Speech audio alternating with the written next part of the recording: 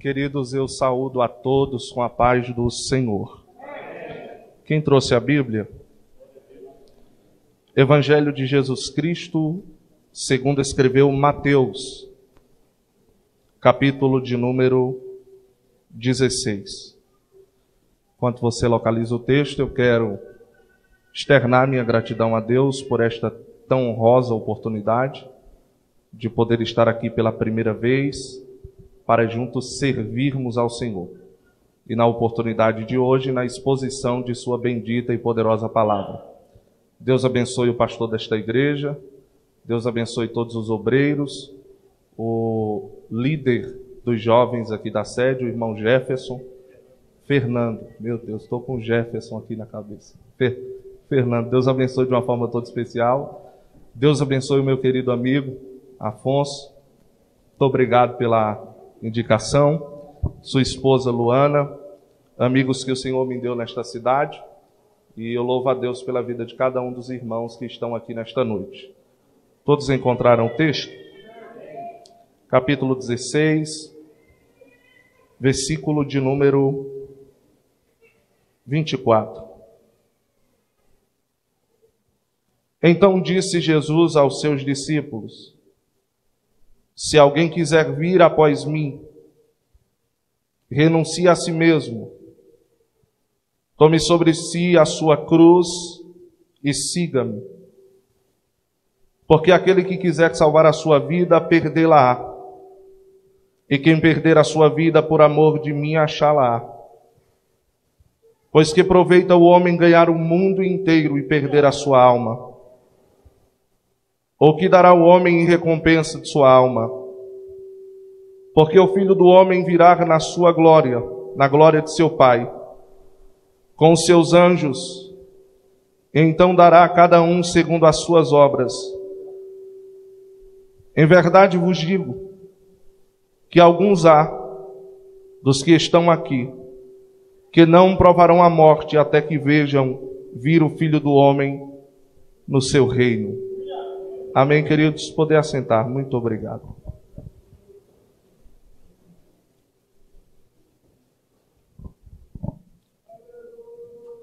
O capítulo de número 16 do registro de Mateus é um capítulo introdutório àquilo que Jesus veio para de fato fazer e cumprir.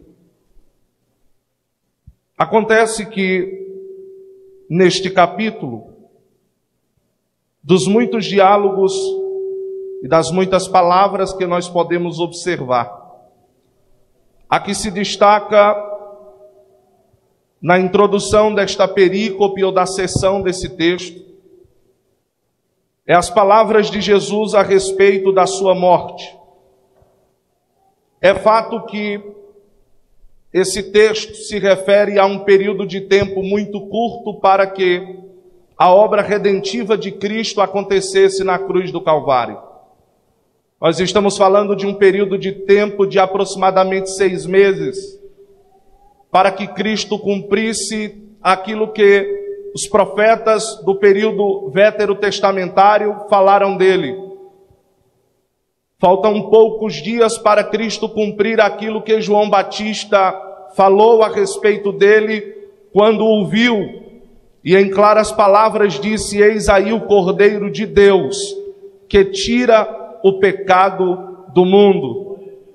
Nós sabemos que quando Cristo fala a respeito da sua morte, em algumas vezes Cristo falou, foi motivo de espanto, de escândalo, pois as pessoas não esperavam um Messias que morresse.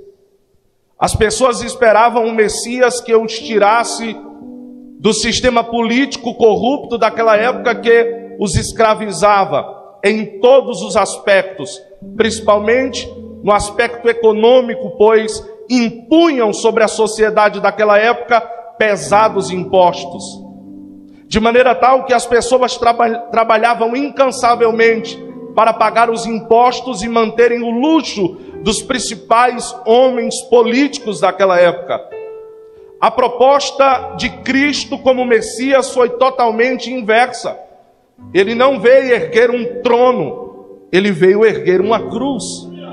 Jesus não veio alimentar os homens de pão, mas ele veio alimentar a alma dos homens pelo poder da palavra de Deus. A obra messiânica de Cristo teve, queridos irmãos, a sua consumação no alto do Calvário. Cristo não usurpou o trono de nenhum rei ou de nenhum imperador daquela época.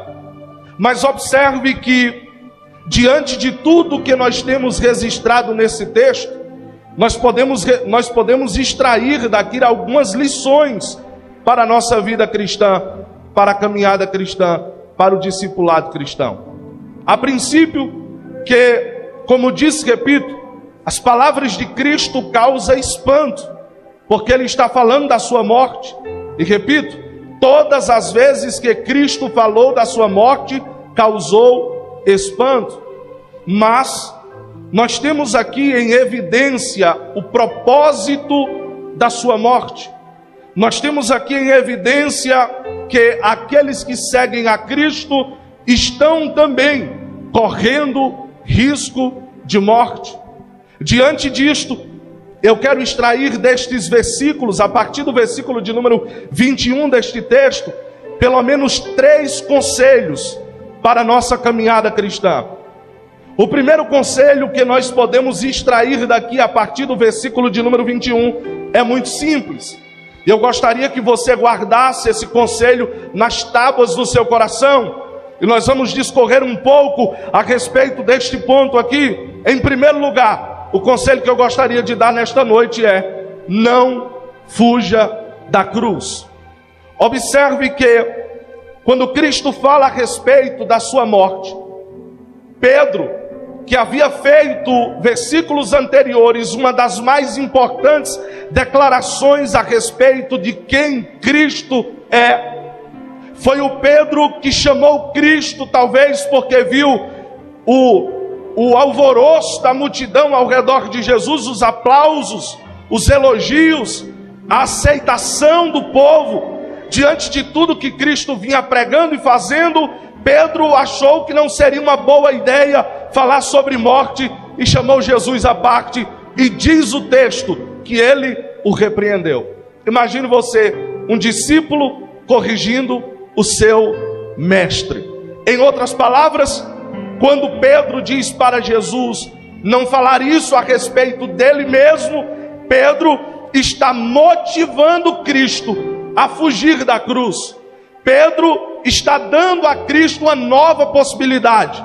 Pedro está mostrando para Cristo que não há necessidade de ir para a cruz. É fato que nós vamos ver em todo o Novo Testamento, principalmente nos Evangelhos, que o propósito do diabo sempre foi e sempre será que nós fujamos da cruz.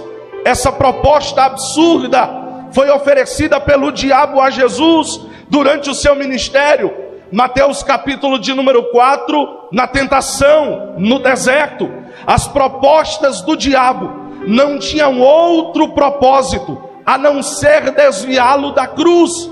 Quando o diabo sugeriu para Jesus que transformasse pedras em pães, o diabo estava dizendo para ele: você não precisa ir para a cruz para que a multidão te siga, basta oferecer-lhes pão que eles se curvarão diante de você.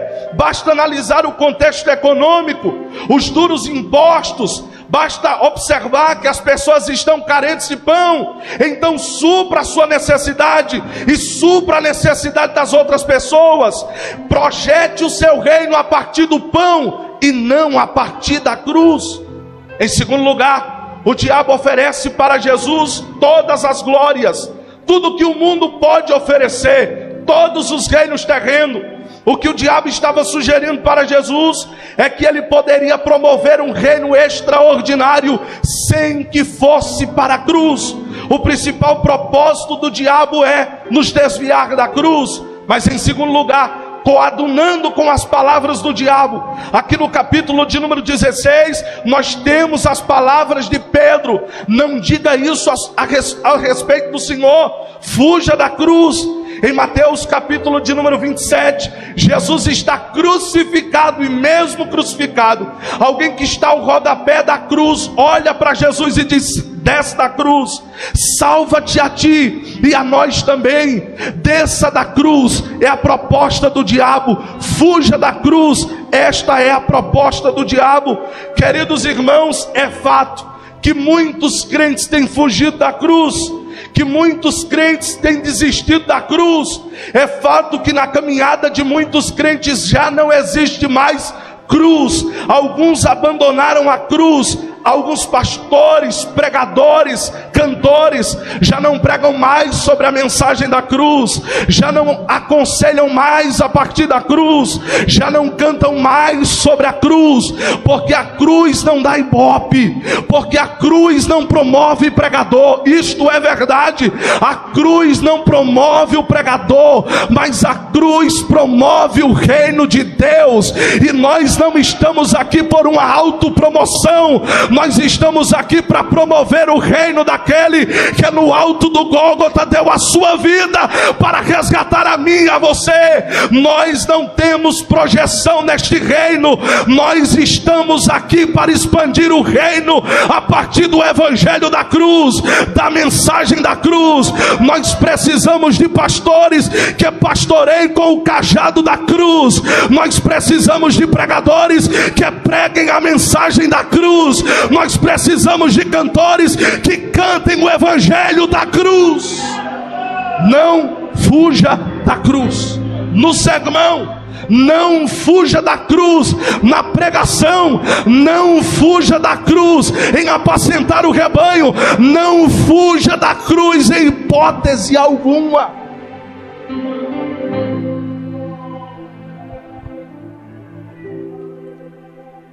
Nós precisamos entender o seguinte: que o conselho de Cristo para nós, diante do exposto, é o seguinte: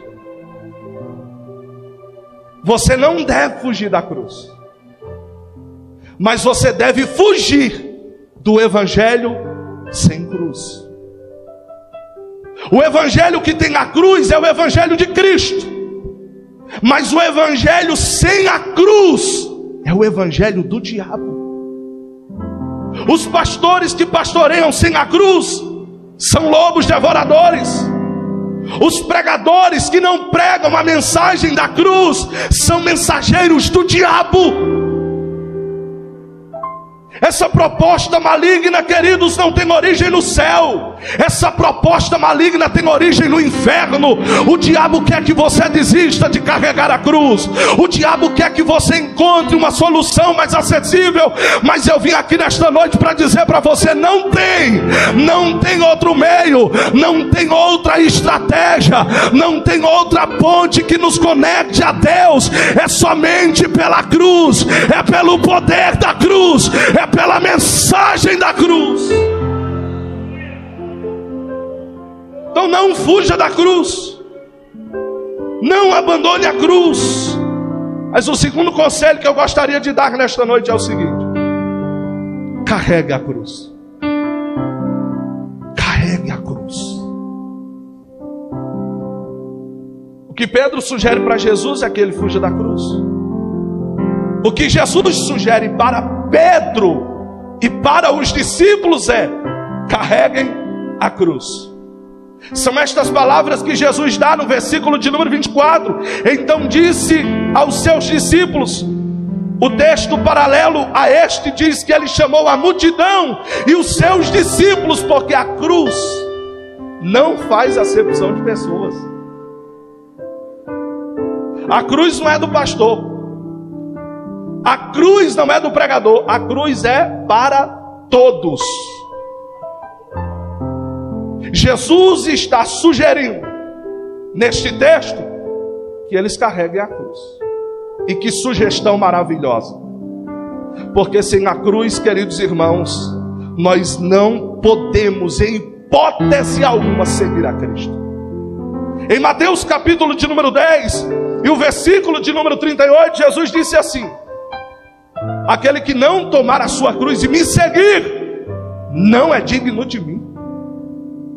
Em João capítulo 3, versículo 14 e 15, Jesus disse: assim como Moisés levantou a serpente no deserto, convém que o Filho do Homem seja levantado, versículo 15, para que todo aquele que nele crê, observe que para crer em Cristo, você não pode crer no Cristo das peregrinações, você não pode apenas crer no Cristo do Sermão da Montanha, você tem que crer no Cristo da cruz, você tem que crer no Cristo crucificado, para que todo aquele que nele crê, para que todo aquele que olhar para o Cristo da cruz, tenha na sua vida, faça com que o veneno do pecado que foi disseminado entre nós, que foi estabelecido na nossa humanidade caída, seja inibido. E deixa eu lhe dizer uma coisa: a única coisa que tira o veneno do pecado chama-se cruz,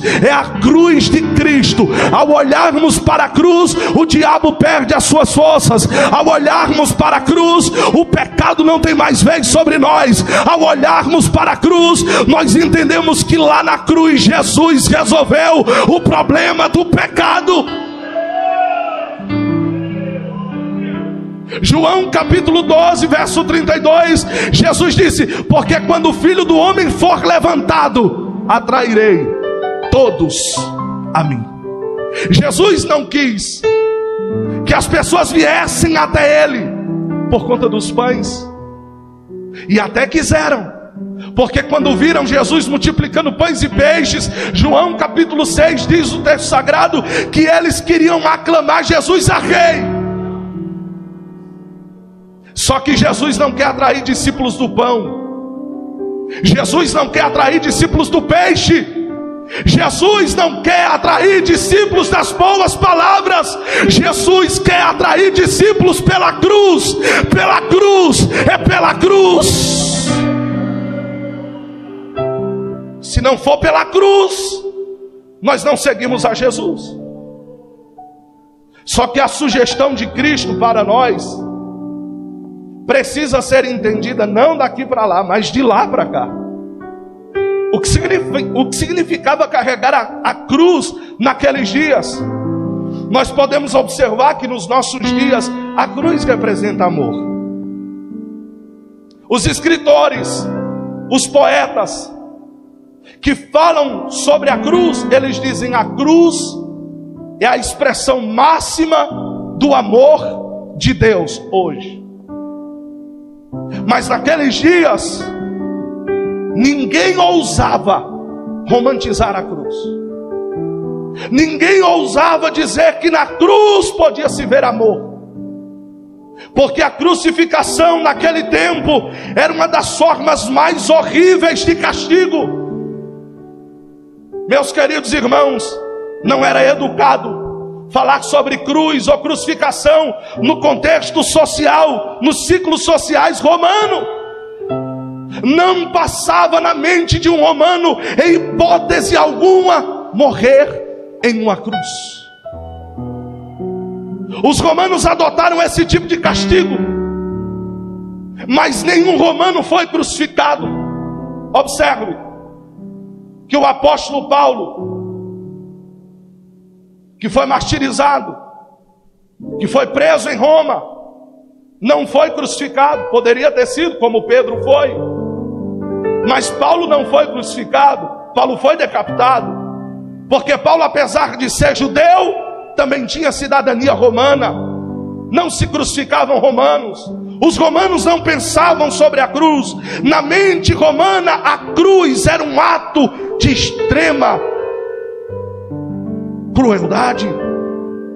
Na verdade, a crucificação era algo terrível, era algo reservado para os principais inimigos de Roma.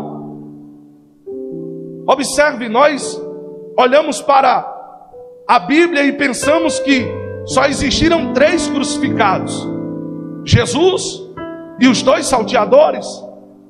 Mas o ato de crucificação é antigo, consequentemente foi adotado pelos romanos para punir os seus inimigos. É dentro desta perspectiva que nós entendemos o que Paulo disse em 1ª carta aos Coríntios, capítulo 1, versículo de número 18, que ele diz: a mensagem da cruz é loucura para os que perecem. Paulo estava dizendo: a mensagem da cruz é loucura para romanos, a mensagem da cruz é loucura para os gregos, a mensagem da cruz é loucura para judeus, mas para nós, o que somos salvos, é o poder de Deus. Quando alguém passava nas ruas da cidade carregando a haste horizontal da cruz, alguém olhava para esta pessoa e dizia: está caminhando para a morte, está caminhando para o fim da sua carreira. Carregar a cruz, queridos irmãos, diferente do que nós pensamos dentro do contexto religioso brasileiro, totalmente influenciado pelo catolicismo. Esses dias atrás, eu estava numa rede social e de repente eu vi um senhor que fez uma promessa, e a promessa não foi nem para a bênção ser dele, foi de um amigo dele. E não é que aconteceu? E ele fez uma cruz, colocou rodinha na cruz e saiu da cidade dele para o Juazeiro do Norte carregando a cruz. E quando o repórter foi entrevistá-lo, ele disse assim: o nosso Senhor Jesus nos mandou carregar a cruz. Mas isso não é carregar a cruz. Isso não significa carregar a cruz. Eu já ouvi pessoas dizerem assim, erroneamente: minha esposa é a minha cruz, meu marido é minha cruz, meu pai e minha mãe, ô cruz pesada. Eu já ouvi pais dizendo: esse menino é minha cruz. Eu já ouvi pessoas dizendo assim: essa enfermidade é minha cruz. Eu já vi crentes dizendo assim: não, pastor, porque esse sofrimento, essa dificuldade é a cruz. O que significa carregar a cruz? O que Jesus quis ensinar aos seus discípulos e quer nos ensinar aqui hoje, em primeiro lugar, carregar a cruz, queridos irmãos, significa, em primeiro lugar, identificar-se com os sofrimentos de Cristo. Se não, vejamos Filipenses capítulo de número 2, olha o que Paulo escreveu lá, versículo de número 5: de sorte que haja em vós o mesmo sentimento que houve em Cristo, que sendo em forma de Deus, não teve por usurpação o ser igual a Deus, mas aniquilou-se a si mesmo, tomando a forma de servo e fazendo-se semelhante ao homem, e achado na forma de homem, humilhou-se a si mesmo, sendo obediente até a morte, e morte de cruz. Carregar a cruz é se identificar com os sofrimentos de Cristo. Carregar a cruz é dizer o que disse o apóstolo Paulo: eu trago no meu corpo as marcas de Cristo. Esse evangelho da cruz, ele não oferece escada. Esse evangelho da cruz não oferece portas. Esse evangelho da cruz oferece uma realidade dura, uma realidade de sofrimentos, uma realidade de abandono. Você lembra como foi que Jesus terminou o seu ministério? Ele era ovacionado pela multidão, mas quando crucificado, pouquíssimas pessoas estiveram aos pés da cruz. Porque quem carrega a cruz, olhe para mim, jovens, quem carrega a cruz não tem muitos amigos. Escute, quem carrega a cruz não tem muita gente para contar. Quem carrega a cruz é sofredor mesmo.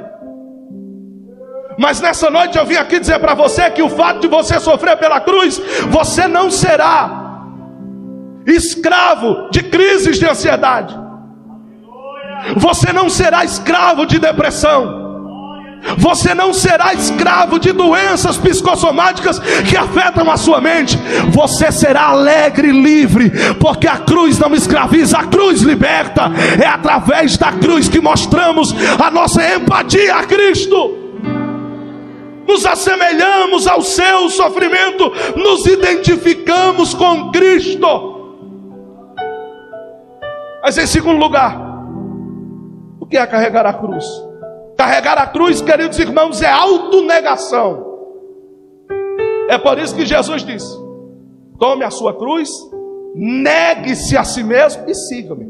Carregar a cruz é autonegação. Aí você pode dizer: mas eu vou negar o quê? Vamos ver o que Paulo negou. Filipenses capítulo 3, versículo de número 5, Paulo diz: circuncidado ao 8º dia, da linhagem de Israel, da tribo de Benjamim, hebreu de hebreus, segundo a lei fui fariseu, segundo o zelo, perseguidor da igreja, segundo a justiça que há na lei, irrepreensível. Mas o que para mim era ganho, reputei perda por Cristo. Em verdade tenho também por perda todas as coisas, pela excelência do conhecimento de Cristo Jesus, meu Senhor, pelo qual sofri a perda de todas estas coisas e as considero como esterco, para que possa ganhar a Cristo. Carregar a cruz é autonegação. Carregar a cruz é renunciar à sua própria cobiça, renunciar aos seus próprios interesses, por amor a Cristo. E como recompensa imediata, o que se tem quando nega a si mesmo, é que em compensação, você ganha Jesus. Você ganha Cristo. Isso aqui é resposta para você dar, para pessoas que te confrontam. Porque tem jovens sofrendo confronto terrível por aí. Alguém pergunta assim: rapaz, agora você é crente, vive de culto em culto, igreja em igreja, o que você ganhou com isso? Eu não vi nada diferente da sua vida. Você não está andando de carro, você não tem uma boa casa, você não tem dinheiro, o que você ganhou com isso? A resposta é Cristo. Eu me neguei a mim mesmo por Cristo. Eu abri mão da minha vida para viver a vida de Cristo, para trilhar os passos de Cristo. Eu abro mão da minha vontade para que a vontade boa, perfeita e agradável de Cristo se concretize na minha vida. Negar a cruz é autonegação. Mas em terceiro lugar, carregar a cruz é estar sob nova direção. Gálatas capítulo 2, verso 20, Paulo diz: não vivo mais eu, mas Cristo vive em mim. Eu estou sob nova direção. Não vivo mais eu, sabe o que significa isso? Eu não estou mais no controle. Oh, glória a Deus. Eu não sou mais eu que guio os meus passos. Eu não faço mais a minha vontade. Eu não sou mais dono da minha vida. Quem é? É Jesus. Eu estou sobre nova direção. Um novo comandante assumiu o rumo da minha embarcação. Outrora, quando você mandava na sua vida, quando você era o seu próprio Senhor, a tua embarcação estava indo para o inferno. Mas como Cristo assumiu o controle, como Cristo tomou conta da sua vida completamente, o seu destino é o céu, o seu alvo é a glória de Deus. A trombeta soará e nós temos endereço para morar as moradas eternas, o gozo celestial. Então, negar a si mesmo, carregar a cruz, significa se identificar com os sofrimentos de Cristo. Carregar a cruz significa autonegação. Carregar a cruz é estar sob nova direção. Agora deixa eu lhe dizer uma coisa, para que isso fique bem claro. No Evangelho, Jesus não põe faca no pescoço de ninguém. Se converta. Se converta, senão sua cabeça rola. Ele não põe faca no seu pescoço. Jesus não te constrange com uma faca, com um punhal. Jesus não te constrange com um revólver. Não. Jesus nos constrange com a cruz. A boa notícia é essa, que Ele não põe faca no pescoço, mas Ele põe uma cruz nas nossas costas.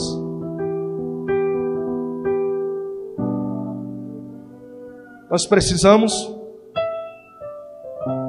carregar essa cruz. Outra coisa que eu achei espetacular, quando fiquei pensando a respeito daqueles homens que foram crucificados, e que diante da sociedade que repugnava esse tipo de atrocidade, isto é, a crucificação, eles não podiam esconder a cruz. Eles não podiam maquiar a cruz. Não dava para dizer assim, não, põe a cruz aí em uma carruagem, cobre ela com capim, com pano, com saco, seja lá com o que for, para que as pessoas, os meus vizinhos, os meus amigos, as pessoas que me viram a vida toda, não me vejam carregando uma cruz. Queridos, é impossível ocultar a cruz. Instrumento de vergonha e dor, de vergonha porque se carregava publicamente. Então deixa eu lhe dizer uma coisa. Não me venha com essa ideia de que você carrega a cruz nas escondidas, porque não dá. Não venha com essa ideia de que, pastor, esses dias eu guardei a cruz, partindo da bagunça. Não, você está desviado. Você negou a fé. Você abandonou a cruz, você abandonou o evangelho. Um cristão ou tem cruz ou não é cristão. Tem que ser visível. Agora deixa eu lhe fazer uma pergunta. Você tem sido identificado como um carregador de cruz? Porque como não tem como ocultar, se você está na universidade, alguém vê você com essa cruz. Como não tem possibilidade de ocultar quando você está na escola, alguém vê você com essa cruz. Não tem como ocultar então quando você está com seus amigos, em qualquer que seja o lugar, eles veem a cruz. Eles veem a cruz aonde, pastor? No seu caráter. Eles veem a cruz aonde, pastor? Nas suas palavras. Eles veem a cruz aonde, pastor? Nas suas atitudes. O que você fala, o que você faz, por onde você anda, revela se você carrega a cruz ou não.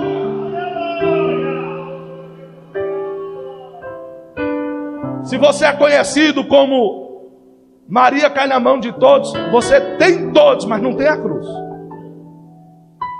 Se você é conhecido como Brad Pitt, o galã de onde você chega, da escola, da faculdade, do trabalho, você tem beleza, mas você não tem cruz.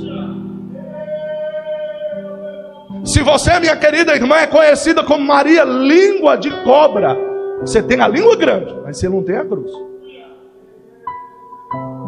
Se você, meu querido irmão, é conhecido como trapaceiro, mau caráter, mau negociador, você tem maus negócios, mas você não tem a cruz. Porque quem carrega a cruz é notório, é visível. Alguém olha e fica constrangido. Esse crente tem moral, esse crente tem caráter. É o poder da cruz sendo evidenciado na minha trajetória cristã. Não dá para esconder a cruz, não dá.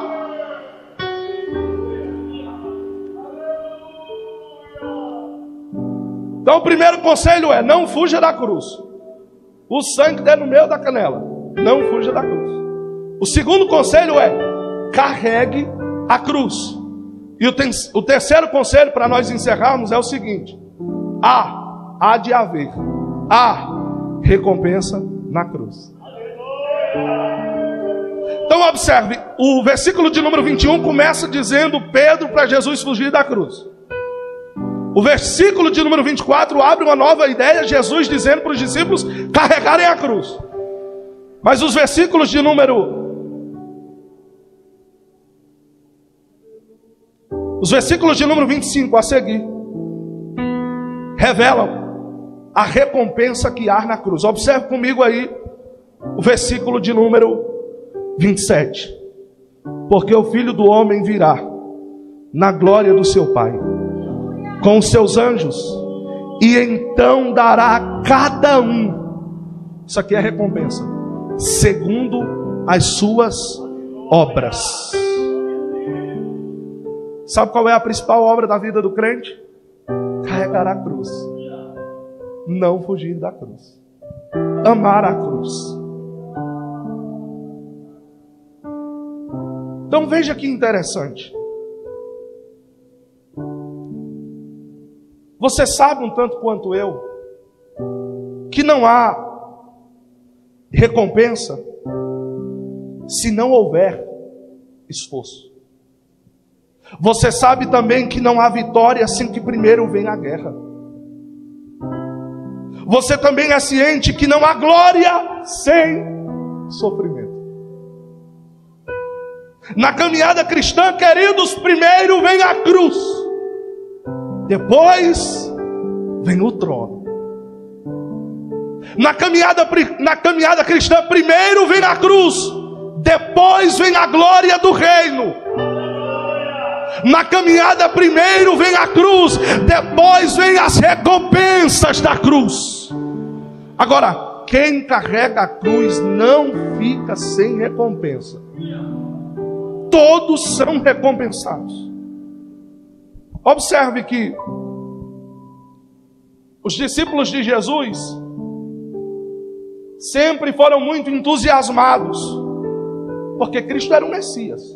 O que se esperava do Messias? A implantação de um reino, de um novo sistema, restabelecimento de todas as coisas em ordem perfeita, em benefício do povo judeu. Então é por isso que você vai ver os discípulos, por exemplo, lá em Atos dos Apóstolos, perguntando para Jesus: Senhor, é neste tempo que restaurarás tu o reino a Israel?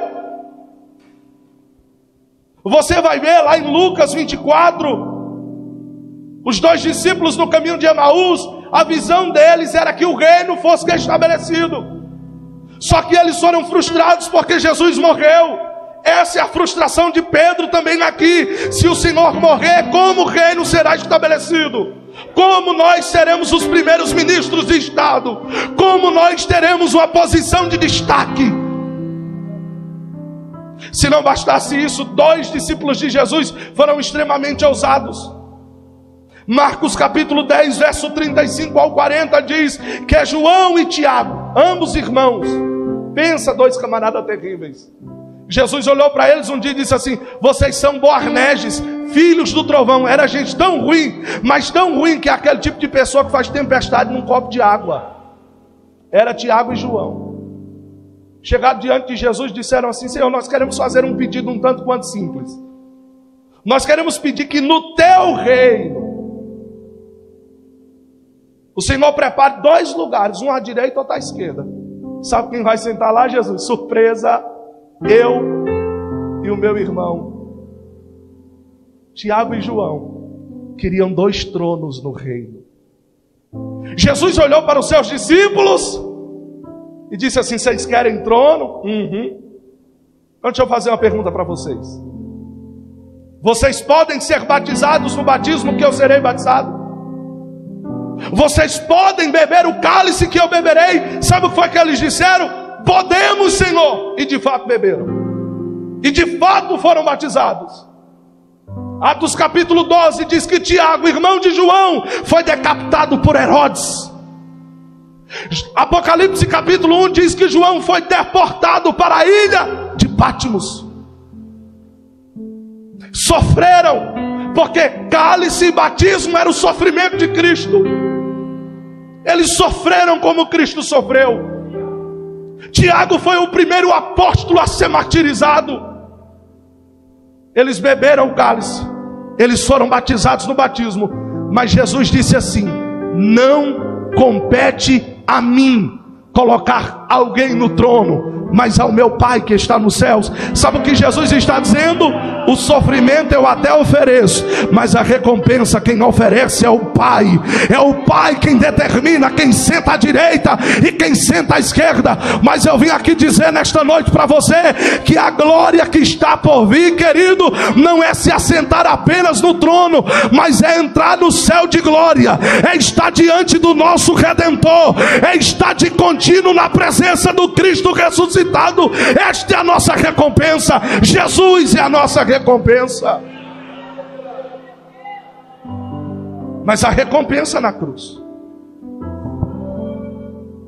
Algumas pessoas, queridos, que estão de fora do reino, de fora do evangelho da cruz, pensam assim, né? Essa vida cristã é meio perdida, porque eu não vejo fulano crente com nada, nada de tão interessante, nada que o crente tenha que o ímpio não tenha. Se é um carro bom, o ímpio também tem um carro bom. Então você não é definido por isso, porque tudo que o crente pode ter mediante esforço e trabalho, o ímpio também tem. Agora, o que nós podemos dizer a respeito destas recompensas? É que estas recompensas que a cruz trará para nós, elas só serão reveladas na vinda de Jesus, por ocasião do arrebatamento da igreja, por ocasião do estabelecimento do reino milenar. É que os homens vão olhar para os crentes e vão dizer assim: houve recompensa mesmo, foram recompensados mesmo. Na vinda de Cristo, o Senhor vai revelar que nós perdemos na terra, mas ganhamos no céu. Nós perdemos neste mundo passageiro, mas ganhamos na vida eterna. É por isso que Jesus fala no texto de perder e ganhar, porque só é possível ganhar no céu. Quem perdeu na terra só vai desfrutar das benécias celestiais quem abriu mão dos prazeres carnais. Perca aqui, mas ganhe no céu. Meus queridos irmãos, nós perdemos para ganhar. Perdemos aquilo que é passageiro por aquilo que é eterno. Perdemos aquilo que é profano por aquilo que é santo. Perdemos relacionamentos imorais para termos um eterno relacionamento com aquele que é puro, com aquele que é santo, com aquele que é perfeito, com aquele que os anjos se curvam diante da sua majestade. Deixa eu lhe dar um conselho aqui de crente para crente. Tenha medo não de perder esse namoro escandaloso. Não tenha medo não de perder essa amizade promíscua, omissa e que te conduz ao erro. Perca coisas momentâneas aqui e ganhe coisas eternas lá. Quem abre mão de coisas efêmeras aqui ganhará coisas gloriosas na eternidade. A escolha é sua. Agora, eu tenho uma péssima notícia para você. Se você nunca perdeu nada, se você nunca abriu mão de nada, se você levantou a mão na frente de um púlpito, no convite de um pregador e disse: não, agora eu sou crente, mas você continuou com as mesmas coisas que você tinha antes da fé cristã, você não perdeu nada, você também não vai ganhar nada. Porque a vida cristã, queridos, é uma vida de constante renúncia. Nós podemos ver claramente em Apocalipse, do capítulo de número 2 até o capítulo de número 3, Jesus falou para as igrejas, e ele fala para a sua igreja, que há várias recompensas para aqueles que carregam a cruz. Observe comigo, em Apocalipse capítulo 2, verso 7, Jesus disse assim: ao que vencer, comerá da árvore da vida. Recompensa. Apocalipse capítulo 2, verso 11, Jesus disse: o que vencer não receberá o dano da segunda morte. Sabe o que é a segunda morte aqui? O inferno. Apocalipse capítulo 20. Segundo, Apocalipse capítulo 2, verso 17, Jesus disse: o que vencer comerá do maná escondido. Irmão, eu não sei por que foi que Jesus escondeu esse maná. É porque eu acho que tem crente come tanto, né? Come tanto que se o maná já tivesse sido revelado, tinha crente procurando jeito de carregar ele. Então é por isso que Jesus escondeu. Mas pode ficar tranquilo, irmão, crente que gosta de comer, porque no céu o maná será revelado e será servido para você. Vai comer do maná escondido. Receberá uma pedra branca, e nessa pedra branca um novo nome. Diga glória a Deus, irmão. Um novo nome. Que recompensa maravilhosa. Imagine você.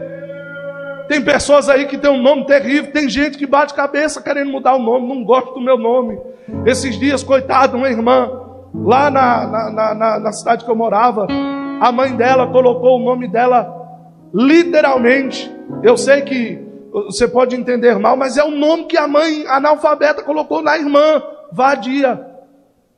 Aí a gente tem que chamar a irmã de Vádia, para não ser mal interpretado. O sonho da irmã é trocar o nome dela e não deu conta, até hoje não conseguiu trocar o nome. Mas eu disse um dia para ela, eu disse: irmã, pode ficar tranquilo, o seu nome pode te constranger na terra, mas quando chegarmos lá, Jesus já tem um novo nome reservado para você, e esse nome não constrangerá você lá. Apocalipse capítulo 2, verso 26, Jesus disse: ao que vencer, receberá poder sobre as nações. Apocalipse diz que a igreja regerá as nações com Cristo, com vara de ferro. Talvez tem crente que diz assim: eu não concordo com o governo A, com o governo B, eu não concordo com o presidente A, com o presidente B. Fique tranquilo, porque na eternidade nós iremos governar com Cristo. Nós estaremos do lado dele, exercendo governo e domínio para a glória de Deus. Apocalipse capítulo 3, Jesus fala de mais uma recompensa, e ele diz assim: o que vencer será vestido de vestes brancas, e de maneira nenhuma riscarei o seu nome do livro da vida. Oh, bendito seja o nome do Senhor. Nós teremos novas vestimentas.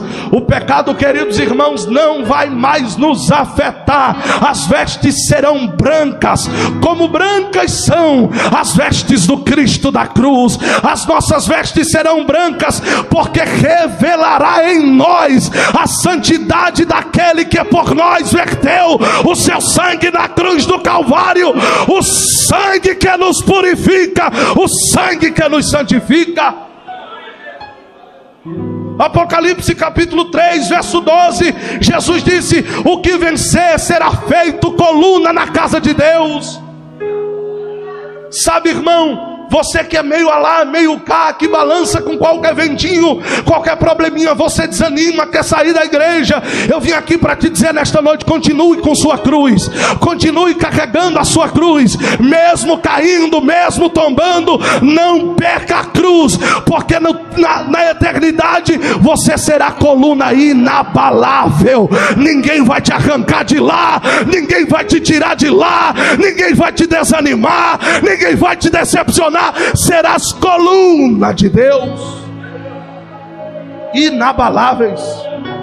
E para encerrar, Apocalipse capítulo 3, versículo 21, Jesus disse assim: ao que vencer, se assentará comigo no meu trono. Olha que resposta gloriosa nós temos aqui. Ao que vencer. Sabe, queridos, de tantas coisas que nós precisamos vencer. Tem gente que diz assim: você precisa vencer o diabo. Tem gente que diz assim: você precisa vencer isso, vencer aquilo. Mas eu vim aqui dizer para você que se nós vencermos a nós mesmos, já venceremos muita coisa. Porque tudo vem daqui. Se eu vencer a mim mesmo, se eu vencer os meus olhos, se eu vencer a minha boca, se eu vencer os desejos que emanam de dentro do meu coração, se eu vencer a mim mesmo, eu já estou bem encaminhado. Aquele que vencer se assentará comigo no meu trono. Aí você não pode pensar numa grande poltrona aonde vai. Não, é exatamente o contrário. É governo, é domínio. Nós seremos, queridos irmãos, participantes participantes do reino de Deus, nós seremos participantes, nós iremos exercer governo, nós receberemos este privilégio, mas isso é para aqueles que venceram a si mesmo, tomaram a sua cruz, não negaram o evangelho, seguiram a Cristo apesar dos pesares, seguiram a Cristo apesar das dificuldades, mantiveram-se com a cruz. Para encerrar, o apóstolo Paulo, acredito que você, como qualquer crente bem convertido, admira demais a história do apóstolo Paulo. Mas um dos textos para mim que são espetaculares, dentre os tantos que Paulo tem, que Paulo escreveu, divinamente inspirado pelo Espírito Santo. A sua segunda carta a Timóteo, capítulo 4, versos 7 e 8, para mim, são as palavras mais profundas do coração grato de alguém que carregou a cruz. E as palavras de Paulo são as seguintes: combati o bom combate, encerrei a carreira e guardei a fé. Verso 8: desde agora a coroa da justiça já me está guardada, a qual o Senhor justo juiz não me dará somente a mim, mas a todos quantos amam a sua vinda. Apocalipse capítulo de número 22, versículo de número 2, João registrou as palavras de Cristo e ele diz: eis que cedo venho e o meu galardão está comigo para dar a cada um segundo as suas obras. Eu sou o alfa e o ômega, o princípio e o fim, eu sou também o derradeiro. Bem-aventurado aqueles que lavaram as suas vestiduras no sangue do Cordeiro, para que tenham direito da árvore da vida, possam entrar na cidade pelas portas.